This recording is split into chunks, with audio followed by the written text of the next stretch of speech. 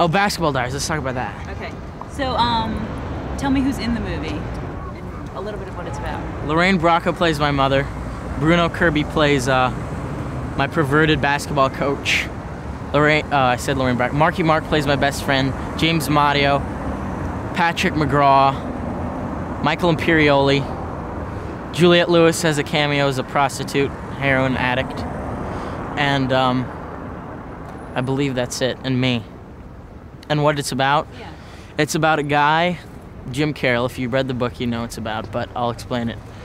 It's about a young guy who is on a basketball team, who's a writer and a poet, and he starts to get involved with heroin, and it starts to control him, and he gets kicked out of school, starts to live on the streets, and then he meets a young dog and falls in love with the dog, and they run away to Paris together, and that's why I'm here. This is the Paris scenes. No. Stop it, I can't use that. What I think of Paris, I think it's like New York, except that it's a lot older and a lot more beautiful than New York, but it sort of has the same sort of feeling to it. There's a lot of different cultures here and whatnot, and it's probably has the most culture of any city in the world, I think. And it's beautiful, basically, and I like the people here. I think they're cool. I'm not sure where we are exactly, but that right there is the Eiffel Tower, and it's sort of foggy. See the mist up top? And here are a bunch of golden statues, and I don't think they're real gold, but they'd get ripped off. And that's the goddess of water, and that's the goddess of cloth, and that's the goddess of her hair.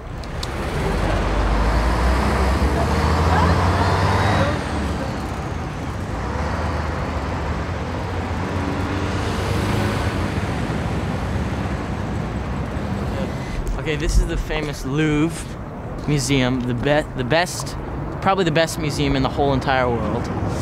And here is home to the Mona Lisa, Venus de Milo, and millions of Egyptian artifacts and whatnot. And you know what I hear? This is confidential, but the Mona Lisa here isn't really the Mona Lisa. Supposedly some guys really stole it, and it's like a replica, because they have it like this behind this little thin piece of glass, and then, like, you know, I could have just gone in there and taken it home, put it under my jacket. Supposedly it's in some rich guy's living room, but I'll believe it just for the sake that, you know, I have the same name as Da Vinci. So yeah, it's cheerful, isn't it? I feel like Jim Carrey. I was gonna say, you remind me of Jim Carrey. And this is a gift from Egypt, brought here in 1601 by the ambassador Howling Tzuok, and he gave this to the Parisians, and it symbolizes fertility. That is a very famous French palace. It's where a lot of famous people go, and it's just a nice place to hang out, you know, if you want a cup of coffee, a donut, a little crepe, some fromage, some tomate, framboise, and all that stuff.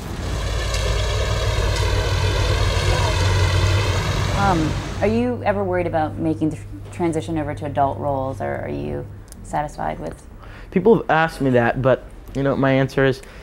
I'll tell you what my answer is. Would you like to know? My answer is that I'll never get to really be young again, and this is my time to be young. So if there's roles right now that fit me as a young person, I'm gonna do them, and not sort of rush into becoming the young adult. I am a young adult, but like to be like the, you know, the sex symbol of this, you know, the young guy.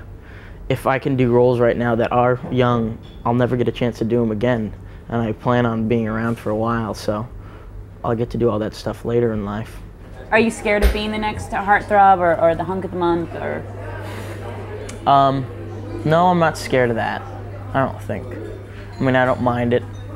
Whatever, I mean, as long as I don't really care about my public perception. You know, I've learned a lot about that, you know, from meeting people in the business and finding out it's completely different than you think it may be. I mean, sometimes it's completely true. Sometimes you read stuff about people and you're like, wow, that guy really is a jerk. They were right. But a lot of times it's just not true. I've sort of learned not to take it so seriously and not to really give into that, you know? not to be depressed about it, because I'm gonna get to do what I want to get to do, and that's work, and that's all that really matters for me. Do you have any sort of older mentors that you look at, or their careers that? There's plenty of people. I like Gary Oldman a lot. I think Gary Oldman's really good. I like, you know, Pacino, Hoffman. I like, oh God, David Thewlis. He's gonna laugh at that. Once you did Quick and the Dead, that kind of took you out of the running? For what? For Interview with a Vampire? No, I didn't get Interview with a Vampire. I went up there to meet him and I didn't get it. Is that something that you wanted to do? Yeah. Okay. Basically, I went up there and I went to New Orleans and I met him and I said, yeah, I'd like to work on this movie. Because it was with Brad Pitt and I like Brad Pitt. I think he's a good actor. Do you have anything in the future or any chance in the future that you'd want to do that or direct a film or? I want to direct. Someday I want to direct. No, I don't. I think acting for now is taking enough of my time.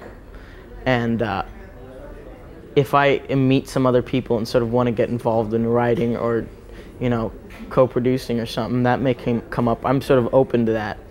But right now, acting is really consuming a lot of my time with the publicity like this and with the acting itself. I mean, I'm away so much out of the year, and I could, I suppose, but it's not really a big aim of mine. I sort of want to travel and do fun stuff, I guess, you know, have vacations. Hang out in Paris a little bit longer.